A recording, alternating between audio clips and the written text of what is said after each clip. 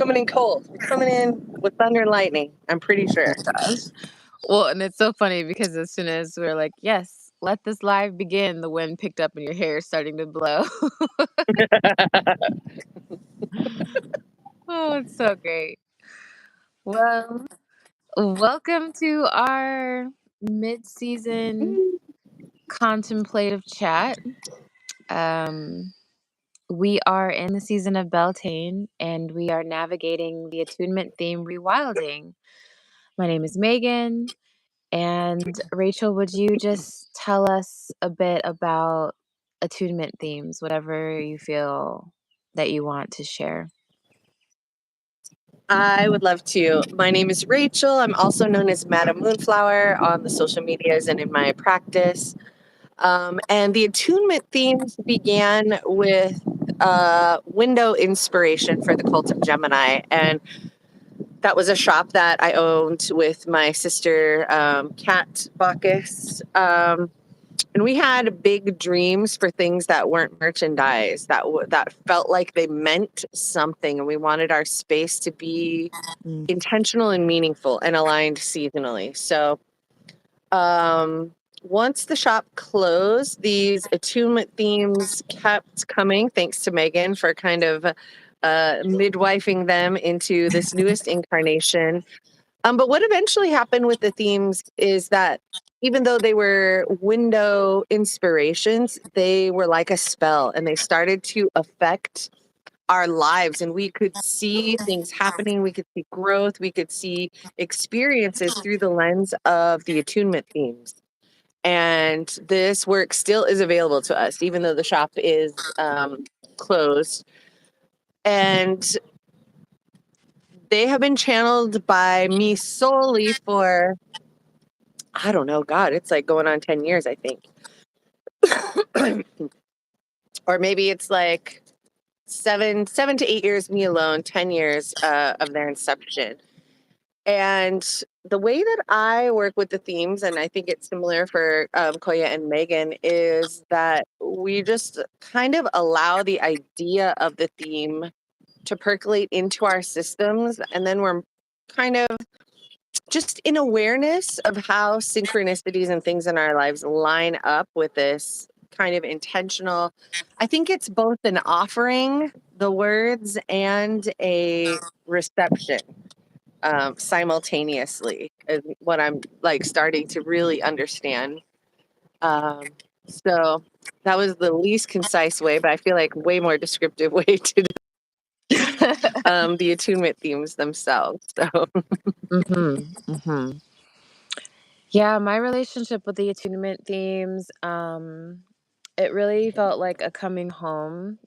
I am very fortunate that I got to come and be a part of the Cult of Gemini and know that space, know that entity before the shop closed, because it really did like allow these different puzzle pieces of my spiritual practice and my everyday lived life to kind of mesh together in a really beautiful way. Um, and after the shop closed, I do remember feeling like, oh, I'm missing that glue. Like the shop is closed, but there was this beautiful access, like deeper into myself, deeper into my spiritual practice, deeper into my understanding of the seasons, like the witches the eight Sabbats.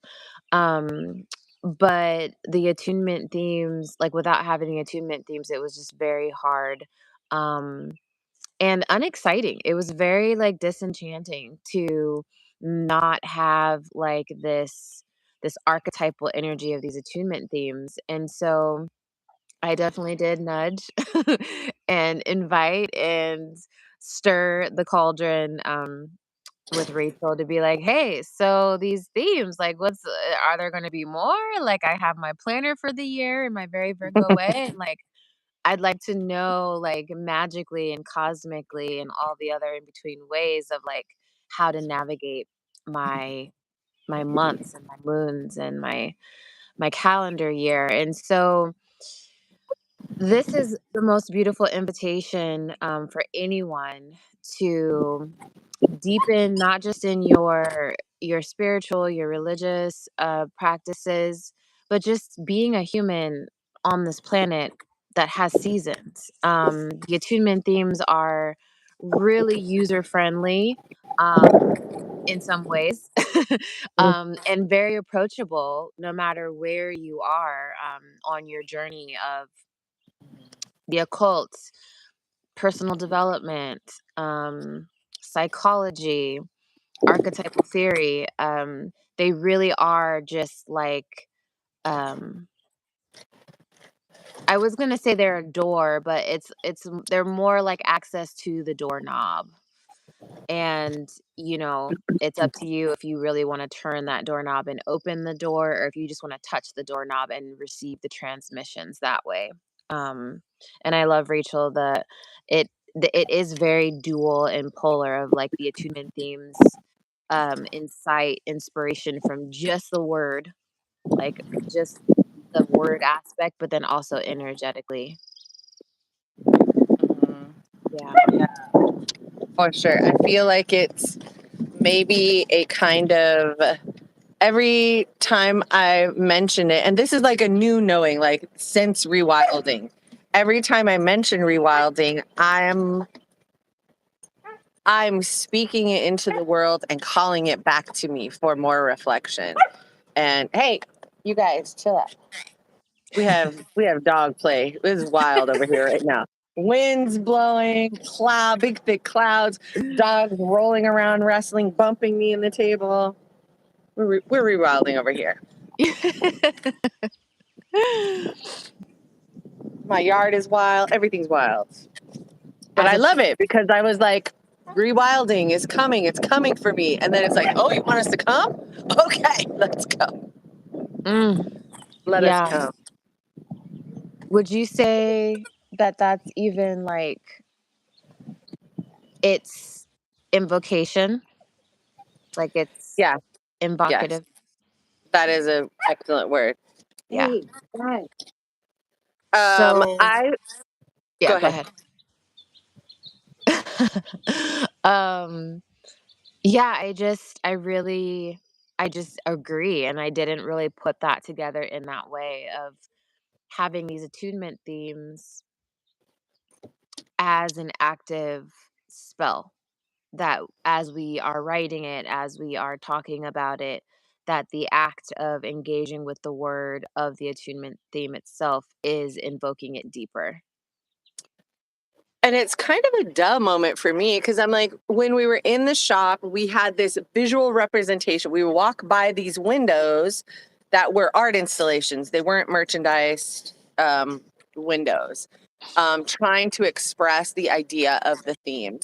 And we would walk by and we'd have that visual confirmation. And then we would come into the store, and often the employees of the store, myself included, had an invocation to do a something that engaged with the theme.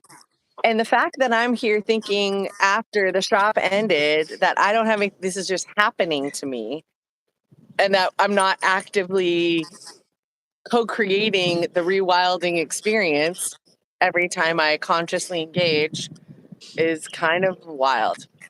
Mm. Welcome to consciousness.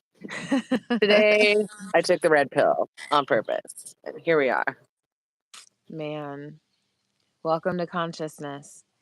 I Mm. swear that should be the new tagline for these attunement themes. Welcome um, to consciousness. welcome to consciousness. So, if all of this is new to you and you haven't been following along for the past like 3, probably almost 4 years of myself, Rachel, and Koya having these conversations about the attunement themes, primarily on Instagram. We are currently in the season Beltane, and the attunement theme accompanying that is rewilding. Rewilding, rewilding, rewilding. This is the frequency and the vibration and the invocation that we're currently working with. um I don't feel like I am working with it. I feel like it is definitely working me. And right now, even though it's been such a wide range of me being worked by this theme. It's feeling like digestible, and it's also feeling like I'm getting a very big helping of like sweetness to swallow the medicine down with it. Mhm. And I really attribute that to the Sun Taurian aspects right now. I don't know what's going to happen when we click over into Gemini. Yeah. So yeah, I'm really curious and I have a little bit of trepidation about rewilding as it sinks into Gemini, which is the home frequency of Rachel, who is the creator, the creatress who channels these themes. So yeah. I feel like we also want to just not ignore the elephant in the room of Uranus sliding into Gemini today. And I feel like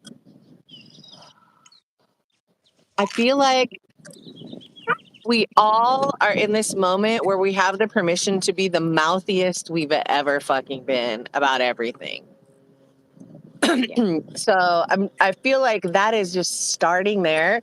But this rewilding, I think, is just a kind of a magnifying glass on the work that the three of us and like many people across the planet have been doing. I think rewilding was a word that was used like 7 years ago. Everybody was rewilding and doing fermented foods and learning primitive skills, and like that was the rewilding. But I think the true rewilding is more about the rewilding of our hearts. Mm, And this to me is like decolonizing ourselves, decolonizing the way we view business, the way we view products, the way we view religion, the way we view other people. And this is like a breaking of the shackles. I think returning to nature is always a part of rewilding, and I think people in the throes of some kind of transformation like that will naturally seek nature as a balm to soothe them as they go through things. But the rewilding is rematriating. It is dismantling the patriarchy without throwing away the masculine. Because in this season of Beltane, the great rite, the sexual coming together of creatures and plant life and everything that needs fertilization, we cannot do that on our own. And we're never meant to do everything on our own. So I also feel like rewilding is a rejection of hyper individualism. It is a rejection of divine feminine is better than divine masculine, and like all of these are all labels which are ultimately patriarchal, right? This is all categorizing and naming and defining, and every time we define we remove the possibilities of what it could mean, of the vastness of every single thing. Like we say tree, but look at her trees and look at my trees. Like, wow, how different, how cool. I have grass, but look at her meadow. You know what I mean? And I think I used to be on board as a thinker, as a scientific person, that no, all of this language really helps us talk precisely about what we're doing or saying. But is talking precisely getting us really anywhere? Are mm, we significantly better off because we can categorize down to these minutia that aren't important and that remove the mystery of what everything could be? mm, And mhm, so I feel like rewilding is more a rejection of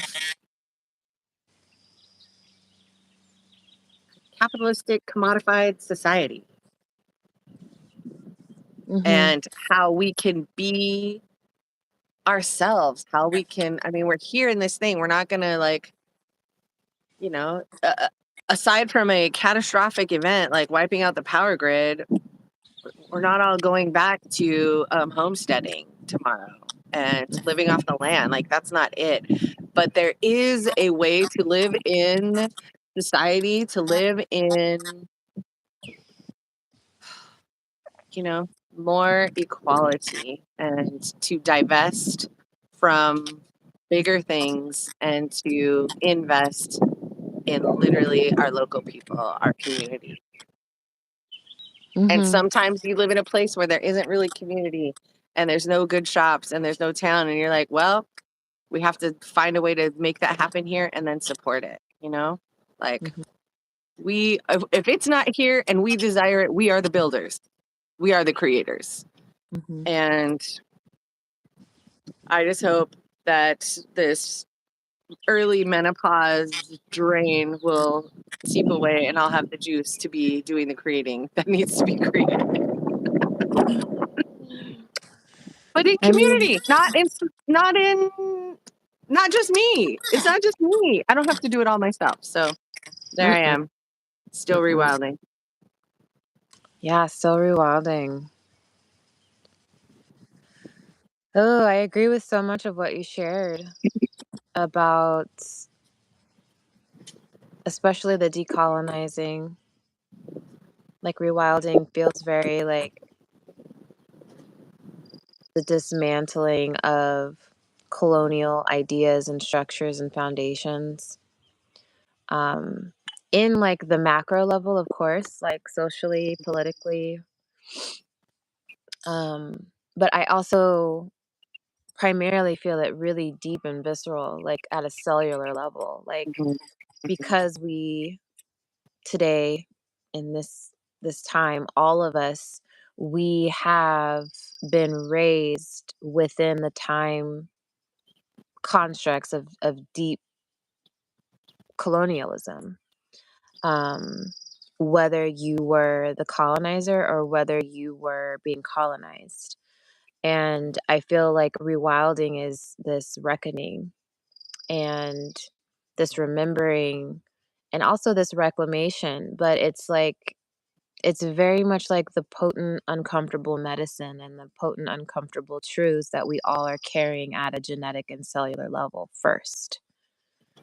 Because, like, the revolution, yes, is stirring and wants to happen externally in terms of rematriating, but it really doesn't hit until you've done that deep inner revolution and reclamation and revolting.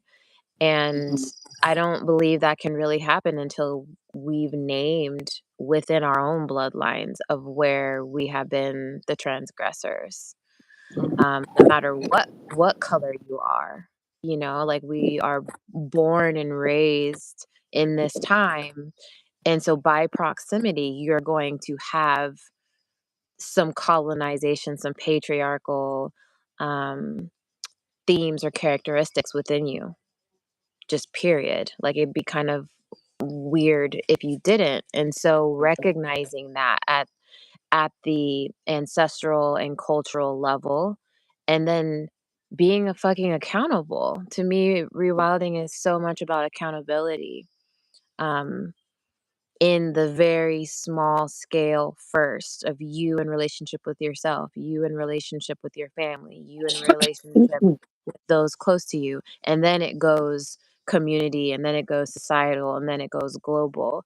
And I don't believe either that it means everyone's going to be returning to land and homesteading or farming and gardening. Like, that's great, but it's like everyone isn't meant to be the healer, or the gardener or the herbalist. I Yeah. follow a wonderful man on Instagram, and his IG handle is Bless the Roads, and he talks so much about, like, you know, specifically the African American community and hoodoo. It's like not everyone was meant to be the diviner, and not everyone was meant to be the root worker and the conjurer. Like, we need carpenters, we need teachers, we need all of these other things for the elevation of like our people, but I feel like this is true just across the board. I feel like rewilding is that return to that intimate work of what's in your blood, what's in your cells, what's in your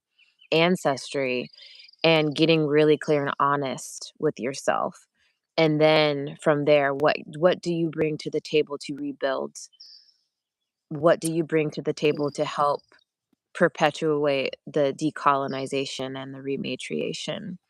Um, because it's going to look really different for everyone, and it takes us individually to have that accountability, and then the community structures and relationships to hold each other accountable after that. Um, yeah. Yeah, I feel like I've been doing so much decolonizing and rematriating just within myself this season. Mhm. Um, and I've been digesting it. I feel like astrologically, just like collective consciousness wise, I've been able to actually integrate and digest what I've been sifting through. Because sometimes it can be like pockets of like, oh yeah, definitely can digest that. That's gonna need some more time to to be mulled over. That's gonna have to sit in the gullet for a bit and get broken down with some juices because I can't get it all in. And I feel like over just the past couple weeks, I've been able to actually like digest quite a bit. And I think that is also rewilding. Like having the support constitutionally for my body to be able to actually work at its best is rewilding. Coming back to almost a sense of like true vitality in the body. Mhm. Yeah, I loved the way you said that. I do feel like I also have been having a really similar experience personally where up until now I've been gathering all of this information and data and all these recognitions and awarenesses of my own experience and where I fit into all of it, you know, where my thoughts are still colonizing, where I'm in a comfortable place and don't want to let go of that and what would it mean. And this year in particular has felt very digestive in that way. And I think everything feels urgent all the time. I think that's one of the patriarchal things that you know, if they rush us enough, we'll rush through the actual work that we're trying to do, you know, and we'll cursory do it and we'll know it up here, but the wrong thing is still coming out of our mouth because we didn't digest it down here, you know, or the wrong intention is sitting unbeknownst to us even though we think we know, especially as a white person. Like I have always considered myself an ally, and it's only been in the past 5 years where I was like, no, I just knew black people and I hung out with them. That is different. It's vastly Mhm. different. And I think part of that Taurus bringing it into the body this year feels more potent than ever. And I just think about a cow eating a bunch of stuff, sitting down, and they've got 4 stomachs, y'all. It's not one layer of digestion. And it's time to sit in the grass and chew on that a little bit more and get it a little bit more digested, knowing that the digestion will never end, I think is the other part of rewilding. It's a continuous cycle of digesting, understanding, growing, parts of us dying, springing back up, digesting, learning, growing, dying. And I feel like our part of societal structure is a crystallization into positions, right? Whereas rewilding is flowing through them. And I also loved what you said about really taking the work personally. And I believe that so wholeheartedly. The deeper you are able to go into the decolonizing and everything yourself, the more naturally a conversation will happen eventually outside of yourself. And I've been seeing so much about the work and about the work. I think for a while we've lived in cancel culture, and I think cancel culture is also over. Like, we can't remove people who aren't on our page. We cannot throw people away. We don't accept abuse. We don't disown our family because Aunt so and so is a raging racist. But we show up in that space and engage in a heartfelt way and just keep digesting the family dynamic. Because if Aunt Susie is that way, or Aunt Joanna is that way, then who else in the like, where is this in our lineage? Like, this is deep in our lineage, and it's in me if it's in our family. And I think it's really easy to go to a protest, to go be an advocate somewhere away from your very close community. Like, people didn't march in our small towns, but everybody went to San Antonio and Austin when these No Kings marches were happening. And I think there's a reason for that. And I do feel like this rewilding time is asking for us to be more personally responsible in our lives. And I love that for us. And it seems terrifying. I also feel like the rewilding is going to, for people who are healers, for people who are counselors or medicine workers or therapists of any kind, physical and otherwise, more gifts are going to be revealed, and things that aren't part of your norm or maybe your cultural norm are going to be asked to be. Last night I had my second meeting of the craft class. And I was doing an exercise and had to clear an entity out of the space. I have never seen one in my mind's eye before. I've never seen one during this exercise. And I knew what to do. I didn't know what to do, but I knew what to do. And I did it. And then I had to explain it a little bit in a weird, uncomfortable way. And it is what needed to be done in that space at that time.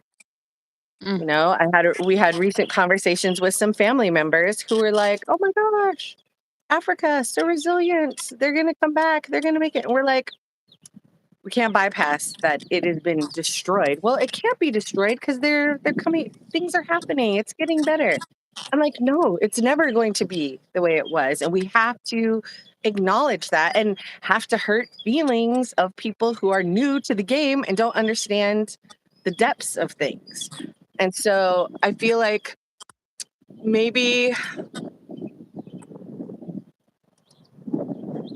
I'm sure a lot of it has to do with astrology, but I feel like the timing of the whole collective consciousness is making these things to do and conversations, I don't want to say making them easier, but just making them inevitable.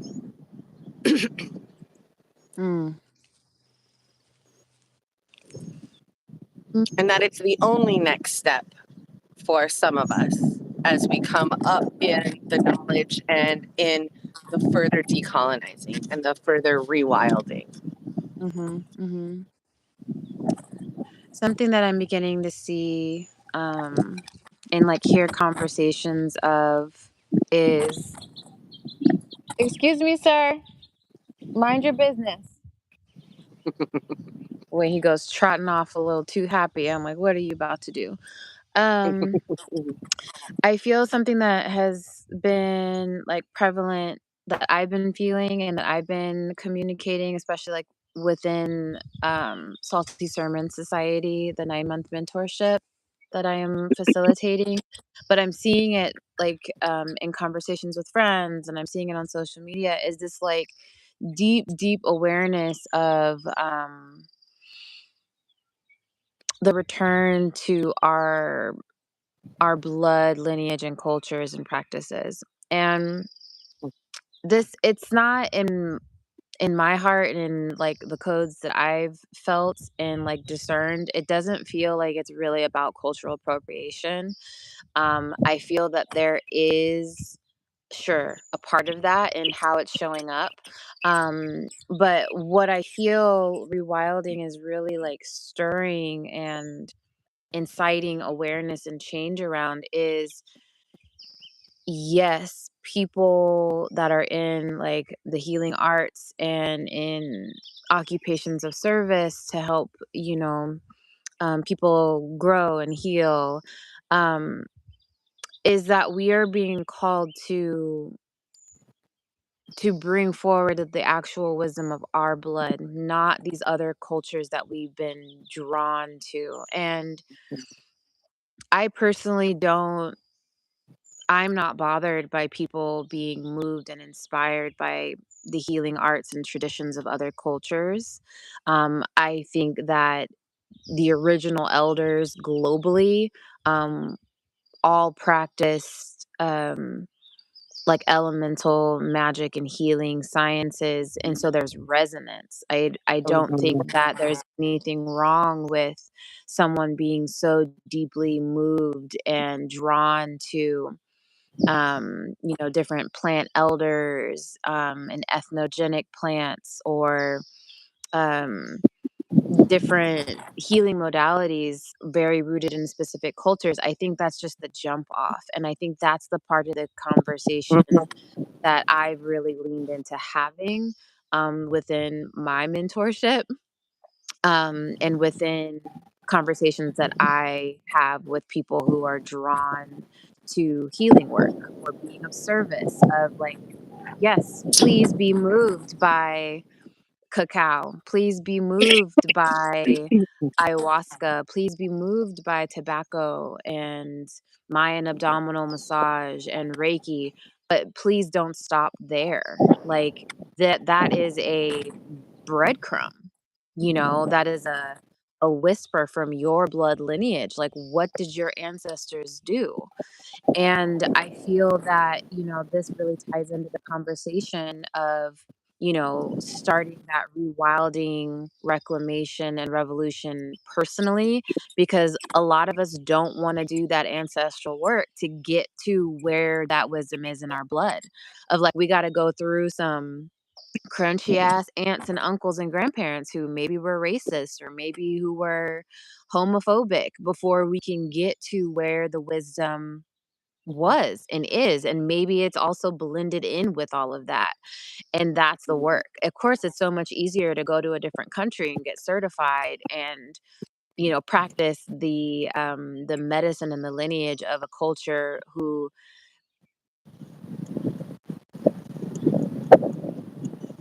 but it's completely different to sit with the reckoning of your own blood and your own ancestry.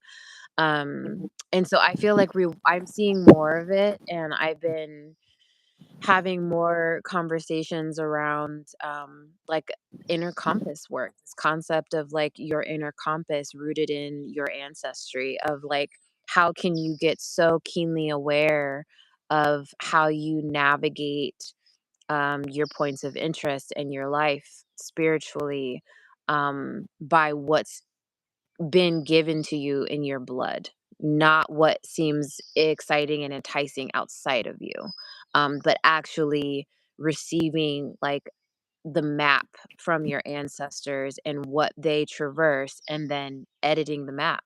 Like, okay, they traversed this, they did that. I'm not really trying to traverse that in that way. So I'm going to make some edits, and I'm going to go and explore this whole area of the map that no one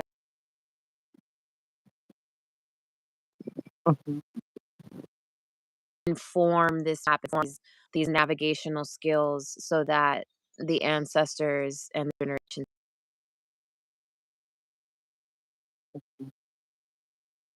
I'm feeling like all of that has to do, of course, with decolonizing, because it is an act of colonialism to see something outside of your bloodline and your culture and covet it. Even if it's for good intentions, even if it is to bring that information, that medicine, those healing arts back to do good, that's still an act of colonialism. And it's Mhm. like, how can you do the work to be inspired and moved by that external thing, but then sit with what does that really mean for you and what does that mean for your bloodline? Yeah, I think that is so incredibly beautiful. And I love your frame on that. The idea of like, yes, let this, whatever it is that you're interested in, be your entry point. And I think as a, a person, a white person growing up in a Christian society, a white woman especially, um, the subjugation has been thousands of years in the making. Like to try to find our lineages pre-Roman Empire, impossible.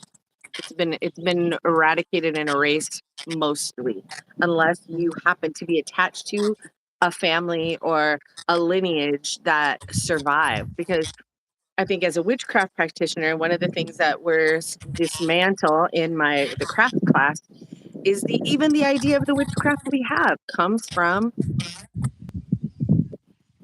the greater keys of Solomon and from white guy, Victorian white guys who are interested. Those are the book writers. And there were some feminine female book writers, but they were also coming through this patriarchal structure. And so everything is written through this lens. And so in my course, we talk about it. We talk about the things that we're learning. I try to give as much information as that I know about where they actually come from, what they're used for, but we're even dismantling the witch's wheel of the year because that seasonal calendar does not apply actually here in Texas. Mhm. The seasons don't do that here. And so Mhm.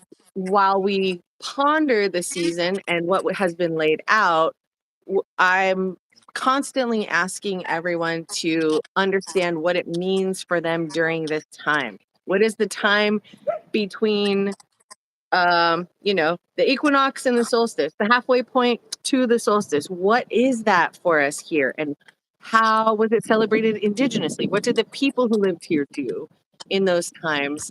And then on top of that, I mean, I think sometimes we could find teachers maybe in Scotland or Ireland or somewhere where some of those ways are just still clinging on and they're being revived. But I also feel like, and I've always felt this way, some of us are meant to birth the actual new age, not the crystal manifesting new age, but the actual new age of magic with the jumping off points of Reiki, with the jumping off points of sitting in Lakota ceremony, with the jumping off points and understanding the job that ritual is doing. And then finding a way using the materials where you live to do a ritual that does that job, but it's not copying and extracting that ritual. So this is more, it feels, rewilding also feels like an act of creation, of reclaiming our magic and our spirituality and our innate gifts, because not everybody is supposed to be a healer. We're all taking witchcraft class, but we're not all shaman. You're going to learn this stuff and then you're going to go to Koya, a hex breaking, and you're going to go to you for some cranial sacral. Do you know what I mean? So like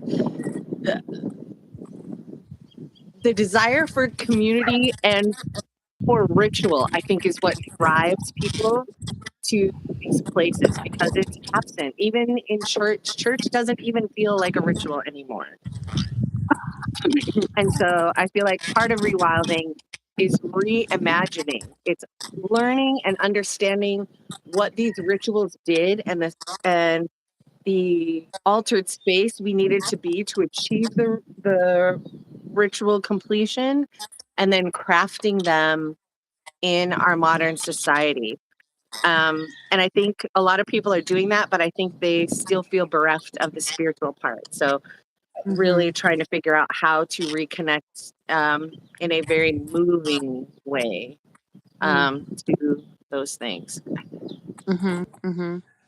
Yeah, I agree. I feel people for a long time have just, have been spiritually hungry.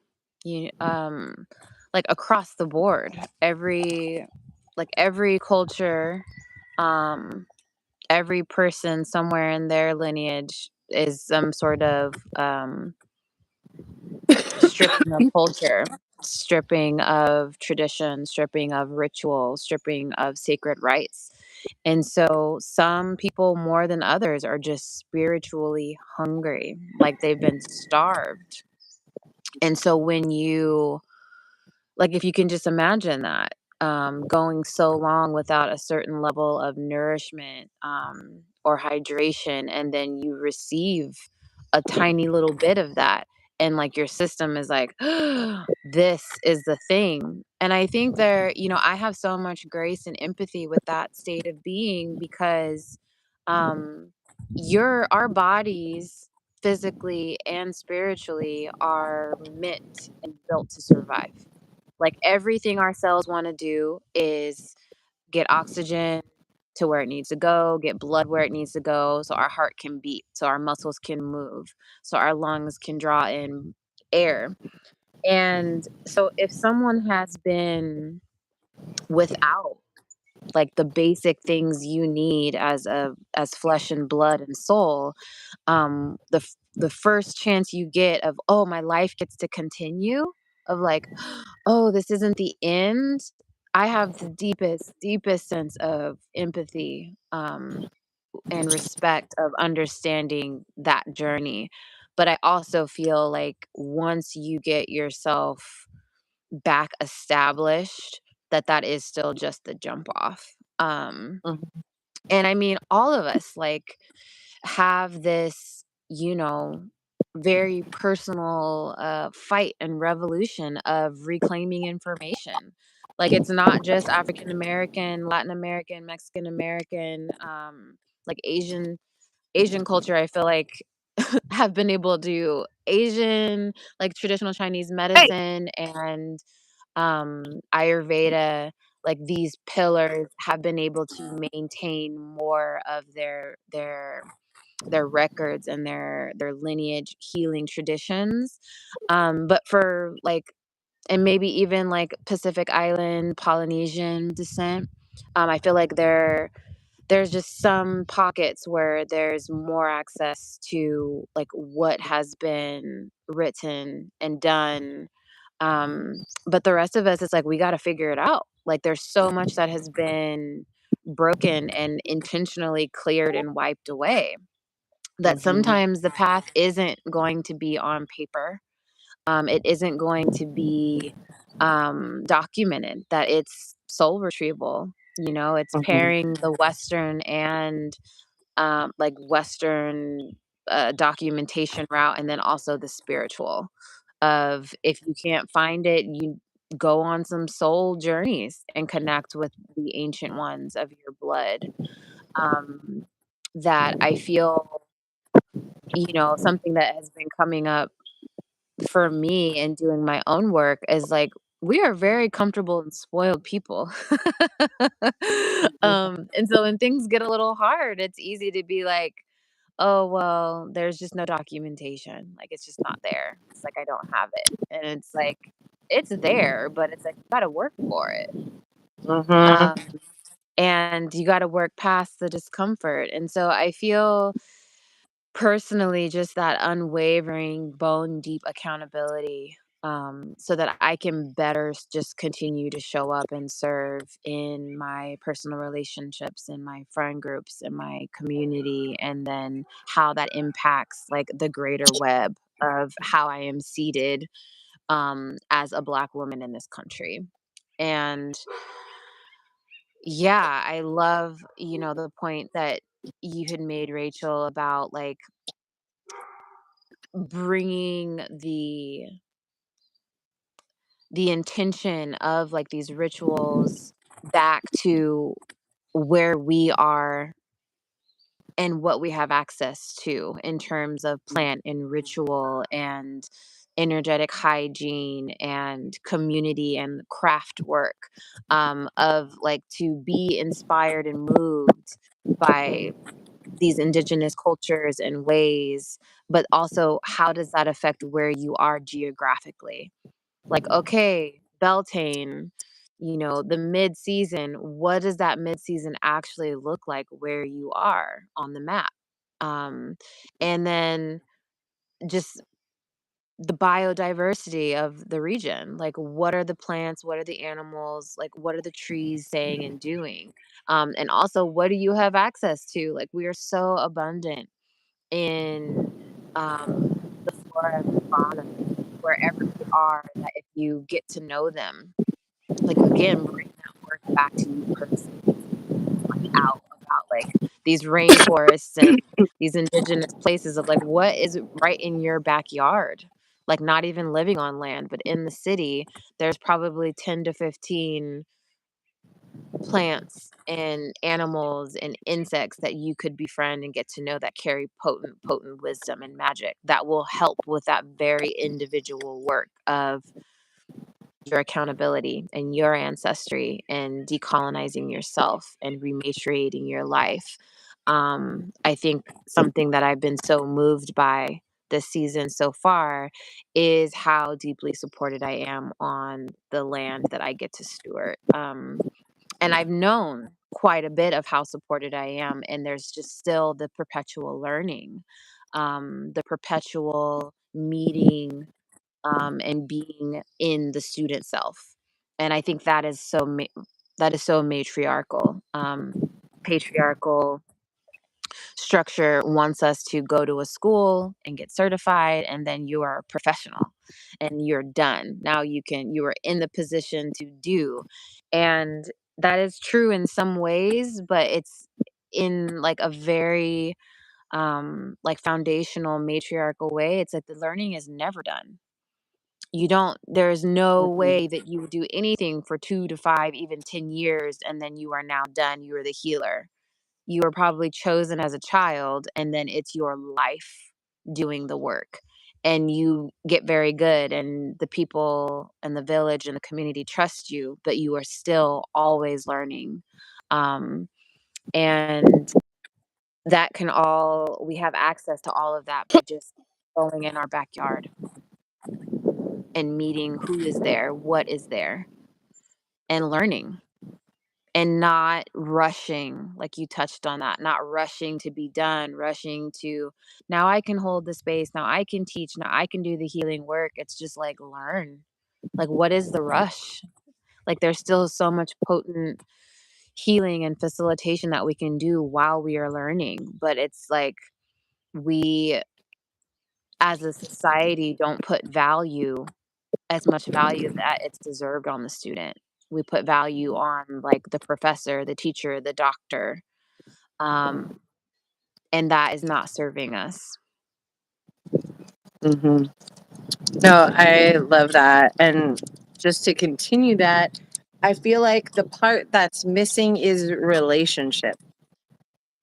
We're not we're, myself included. I'm like, oh, I could order some Palo Santo, or I could do the harder work of drying all of the native herbs that I can find and then seeing how, Mhm.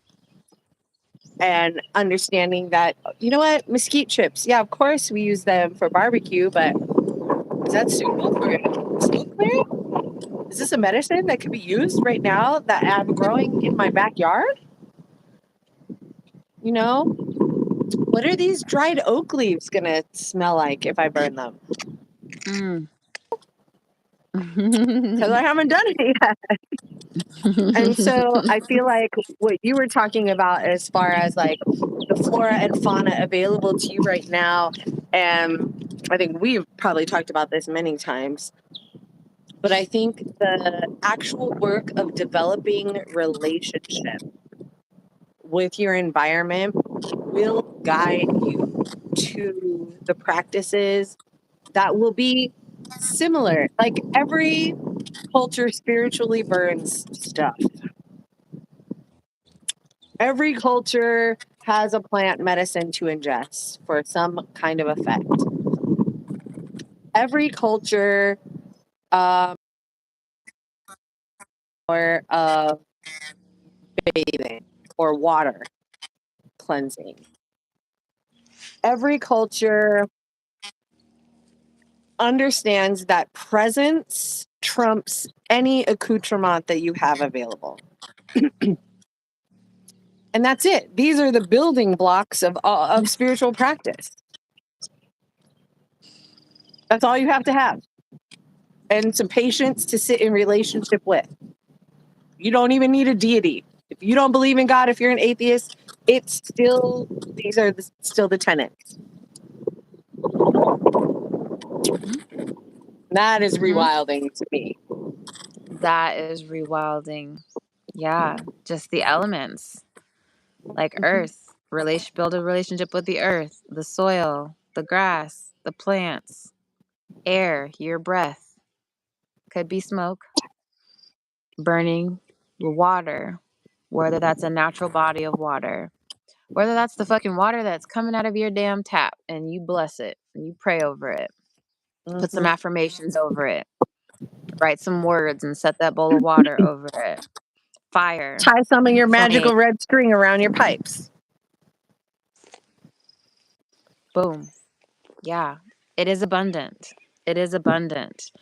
And, I think if any of this is calling to you, stay in contact with us. Rachel hosts a beautiful container, the craft, which I believe is now closed, this cohort, but it will open again. And so reach out. I host a 9-month at a time container for women. However you have found yourself identifying as women, you are welcome. And we talk about all of this and more. Rachel is the creator that channels these themes. And so she carries, like, you're going to get it fresh from the tap, basically. She carries the embodiment of these themes and everything that she does. But she also recently, in the past couple years now, hosts these beautiful year-long walks of the craft, that you can be invited into deeper decolonization and rematriation.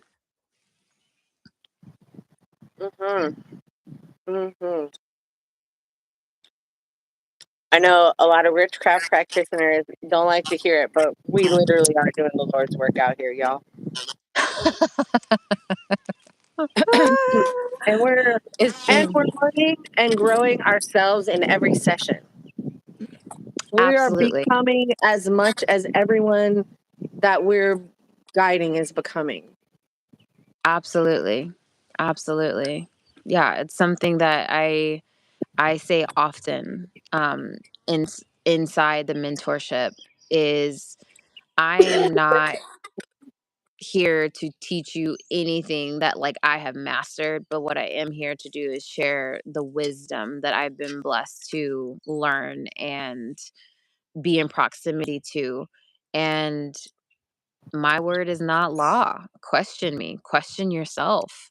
I bring forth ideas and wisdom and concepts for you to then take and have your own relationship with. It's never to be like the point blank end.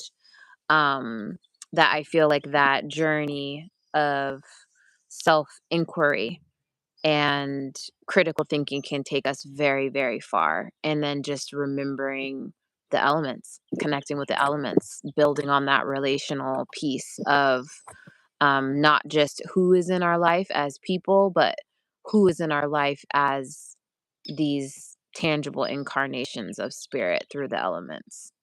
Mhm. Mhm. Yeah, and so I'm humbled to be able to be in community and in relationship because I learn. I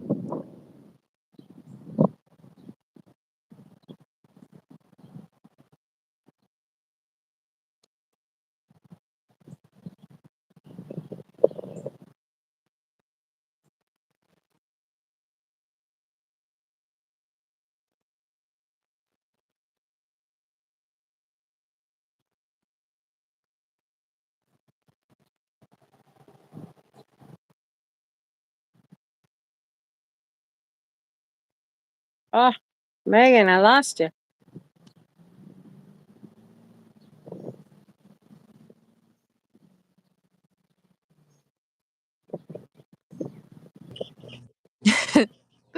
There you are. Instagram made me take a break. It was like, "Take a break, time for a break," like or YouTube, "No, YouTube, no." Um, but yeah, just the learning about the self is what I was saying. The the beautiful opportunity to be in relationship with others, to have myself humbled and decolonized and rematriated, it's the greatest gift. I feel exactly the same. It is such a gift, and it's beautiful to be in community. It's beautiful also to understand, with this being my second cohort, the vast differences of what the group as a collective is seeking when they come in. Because the first Mm. group desires were much different than the current group's desires. And I find that fascinating. And it's also like, I thought I knew what I was doing now. But then I get into a new group, I'm like, oh no, ma'am. we're Oh, we're still flying by the seat of our pants, and we're gonna do what we're told to do by spirit. That's the way we're doing it. You don't oh. know what you're doing.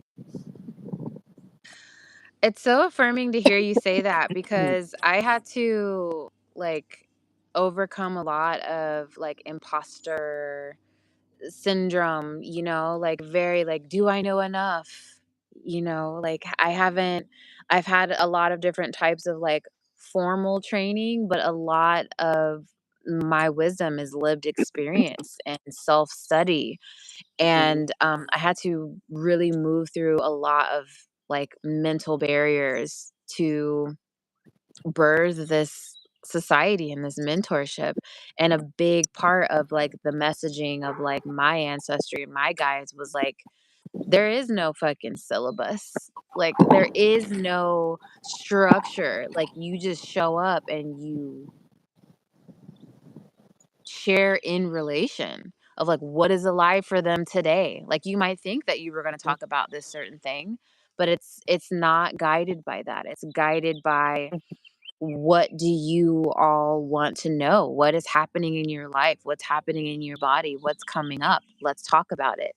And mhm, what's really beautiful is it does in some way always weave back into like a certain seasonal theme or mhm, astrological concept, um, that I'm very surprised in the end that it still has resonance with.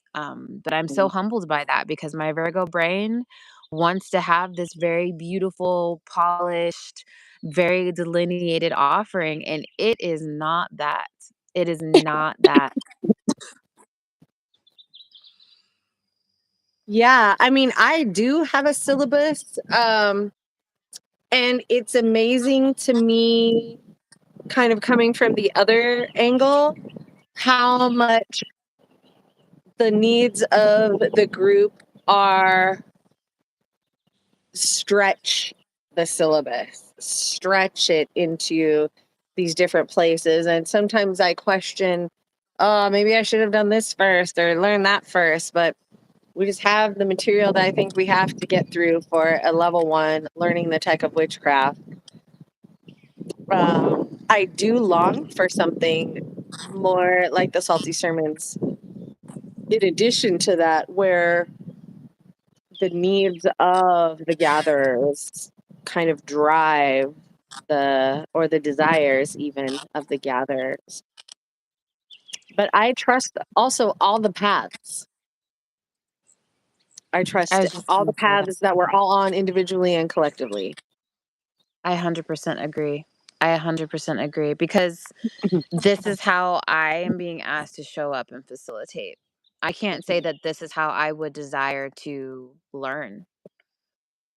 I don't know. Hmm. Like in this, in this exact moment, I can't say that like, yeah, I would want that. Like I would be probably more drawn to like how you are offering your craft.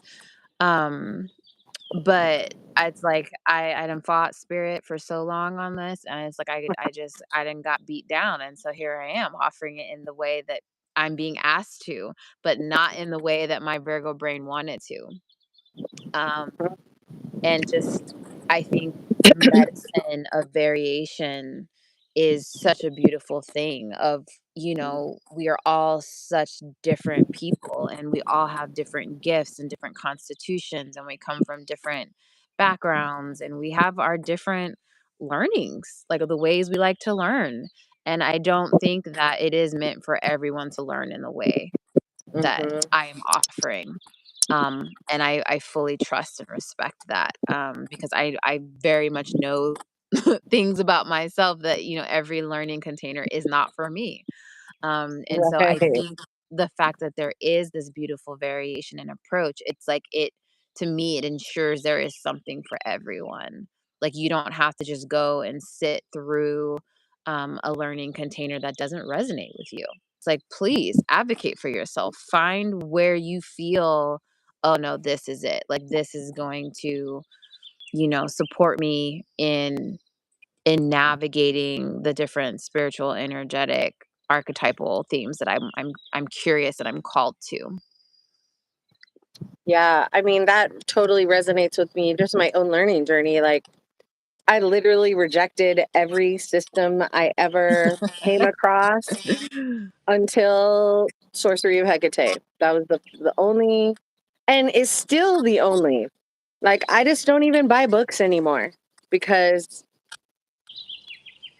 they don't resonate, is the nicest thing I'll say about it. As we approach Gemini season, I'm like, girl, you better edit your mouth a Oh little my bit. gosh, please don't. Please don't.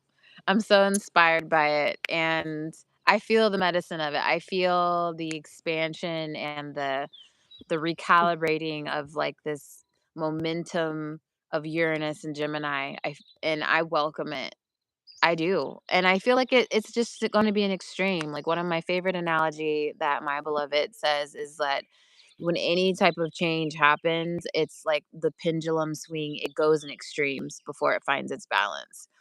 And if Mm-hmm. that means just bleh, like some fuckery is being said initially until we find our balance, then that's just what's going to happen. Well, I'm gonna try to keep it to our private chats, okay? I don't need to get canceled out in these streets while I discover what's a balance. Because it's a Oh journey my too, god. right? Like we swing to these extremes as we reject something and we swing to the other side, and then somewhere in the middle we're like, oh, actually there's some wisdom there. Let me come back Yeah. to the center.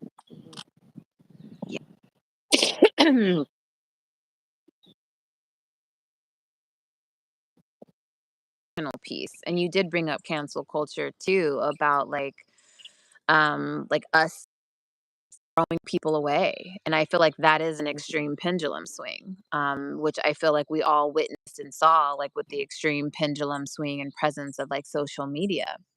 Um, and as we start to feel this balance, I do feel and see more conversations of people like not being so willing to just cancel someone in their life. Of course, if someone is physically, mentally, abusing you, obviously there's like caveats to that. Or if someone's like literally not good for your health and there is not the pathway for repair, then by all means cut these people off. But like I feel like having that be our first impulse from our own trauma, I don't think is, you know, is the one all be all way. And I do see and feel like we are learning that in like a bigger scale of, okay, someone hurt you, someone offended you, someone fucked up and said the wrong thing. Can we meet them and repair? Can they rise to the occasion and be accountable? Can we rise and be accountable and not just like lash out all of our pain on this one person? Like this person isn't our transgressor. But can we be like, Mhm. hey, that didn't feel too great and that kind of like perpetuates this idea. Was that your intention? Because if that's your intention, cool, but like I'm gonna have to move differently with you if that's how you're trying to be. Because Mhm. that's how I'm perceiving it. But like I don't know if that's what you were actually intending to do. And sometimes in those moments, the beautiful breaking open can happen of like the person like, oh, I had no idea that's how it was being translated. No, that's not what I intended. Let me fix this. Or they're like, yeah, that's what I meant. And what? And then you are informed. You have now more information of like how to progress or not progress with this person. Um, and it's not going to ever even be like that. We're human. We're fucking messy. Like you might be canceling and cutting people off. And it's just like knowing that about yourself and not just having that be okay. Like it does not help us progress in any sense if that's how all of us are acting. I think that is so beautiful. I couldn't agree more. And for me, I also, because I was a public figure with a shop, I extend that to the greater world. Like there was this woman who was so horrified by our sign in the window. There was a lot of anti-Muslim rhetoric going around politically at that time. And she was at the bar next door. I'm sure she's a MAGA person. She was from Alaska, whatever the case is. And she would come in and just be outraged by my sign.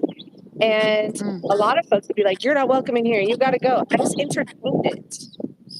I let her, I'm like, tried to get in, like, understand her fears and her concerns. Well, I'm afraid of this and this and that. And I'm like, yeah, I bet mhm, a Muslim woman with a child escaping horrific conditions probably has those same concerns.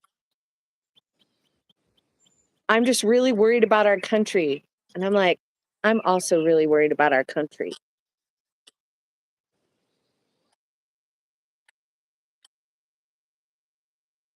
Finding the bridges and not even throwing away Nazis. Like, we cannot throw away every ideology that is antithetical to what we believe in. Are we Are we giving grace to pedophiles? No, we are not. Are we giving grace to cannibals and murderers? We are not giving zero. We're giving zero grace to those people, and probably bodily harm if we are aware and have proximity. But like, I have family members who are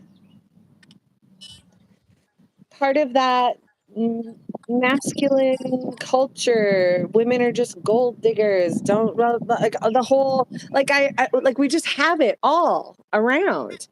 And I think in community and in family, maybe I'm wrong about this, but I just remember as a kid, you could have discourse about stuff. You could talk about stuff. You could have a political debate without punching each other. You could exchange ideas. This is millennia old. You know, we had the Moors in Spain dragging us out of the fucking dark ages with, you know, soap and algebra, for fuck's sake. You know what I mean? Like, there has always been availability of cross-cultural and belief sharing that could be enriching and harmonious. And I think the more that we exclude people who have harmful beliefs, the deeper they are able to be ingrained and justified in their beliefs. And the more we pull them in and try not to, or let's say we're trying to like bring them to our inner circle, but by not excluding people that believe differently than we do, we are exposing them to things that they would never intentionally expose themselves to, I guess is what I'm trying to say. And this is where the healing of the world happens. It does not happen in exclusion. I agree completely. Yeah, it's that relational piece of getting very uncomfortable Yeah. and meeting that discomfort with more relating. Like Yes. that's the juicy, Yes. deep real work. Like anybody in their life who's ever experienced heartache and has been single for some time, and then you pull yourself up from the bootstraps and heal, and maybe you get counseling, maybe you don't, and then you enter a new fresh relationship. It's in that relational field where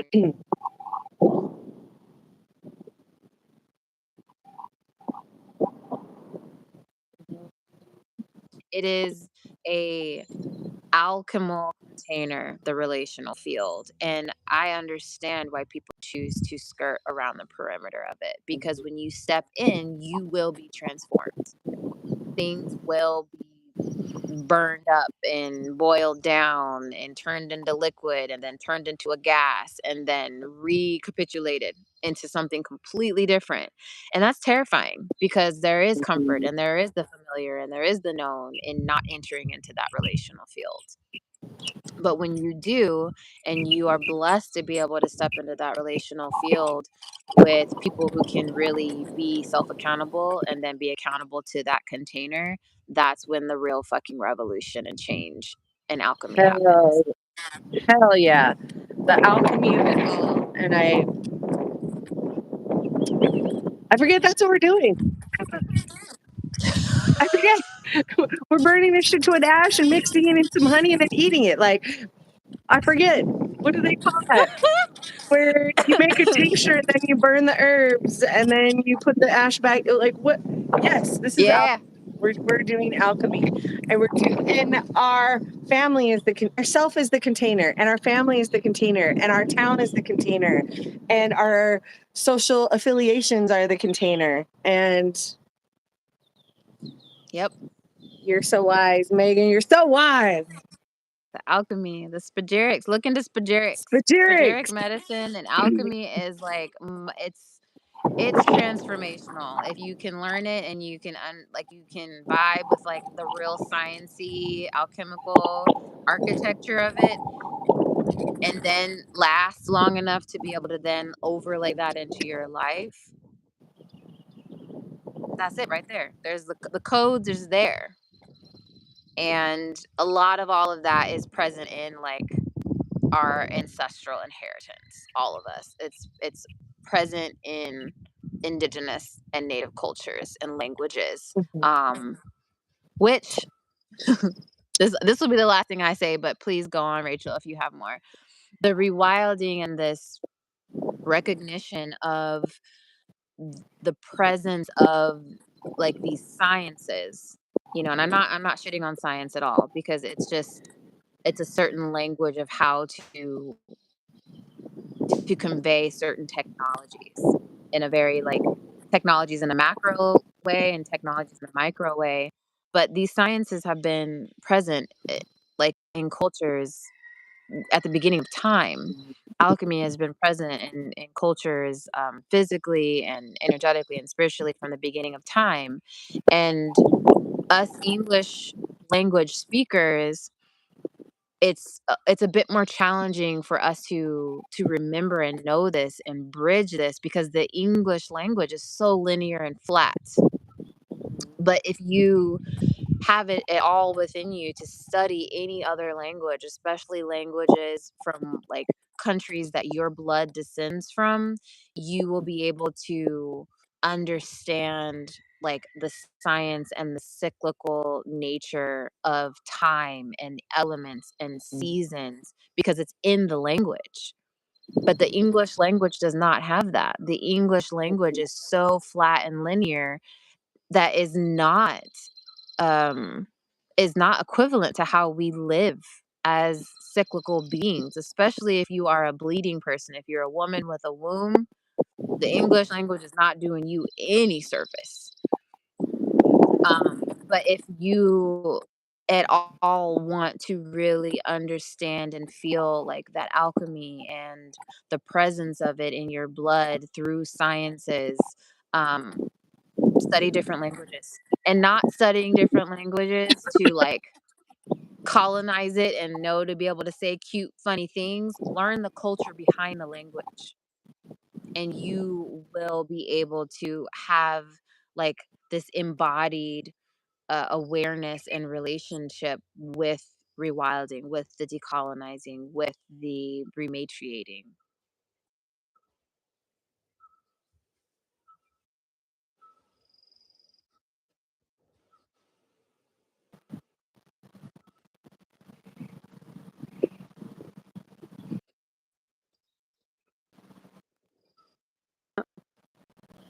Uh, we're frozen. Oh, there we are. Yeah, I just stopped talking. Oh, okay. You also glitched at the same time, and I'm like, oh, what's going? Yeah, agree, 100%. I think the culture informs the language. Like we all know, every culture has sayings, and if you don't know the story behind the saying is just doesn't make any sense, right? Like culture is that thing. But I think all in all, in everything, I feel like the key to rewilding, the key to alchemy, as you have so beautifully said so many times, is just presence. Presence in a new understanding, presence in the discomfort of realizing where you have been, understanding where your lineage has been, understanding the hopelessness of trying to sort it all out. Like you can't. You can't sort it all out. You will never sort it all out. You just keep going in your alchemical container. And it may never be sorted out. In 1,000,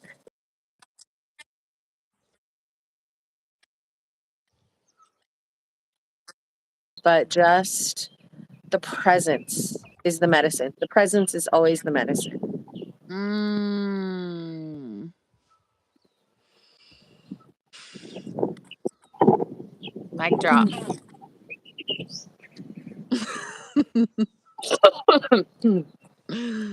Mm. Yeah, with that, I Thank feel you, complete. Sister Meegan, for all your beautiful words on everything. Mm, Like, you have been so inspiring to me, and your perspective is so beautiful. And I cherish you, and I cherish this space. So, thank you. mm. Thank you, Cosmic Gemini, for always flipping something on its head and really allowing like this perspective that I would not have gleaned on my own. I value you so much, and I'm so honored to have you as my dear sister. Yeah. And thank you, everyone watching, whether you are here in the near timelines or if you are joining us from the future. Please enjoy and reach out to us if anything said here you would like to deepen. And please follow us on Instagram. All the information is here in the caption and the description. And we will be back. Yes. Yeah. Coming soon. Our next for our next theme, Hallow Ground, in June 11th on IG Live, 7 p.m. Pacific, 9 p.m. Central Time. Yeah. Love to see you there. Mhm.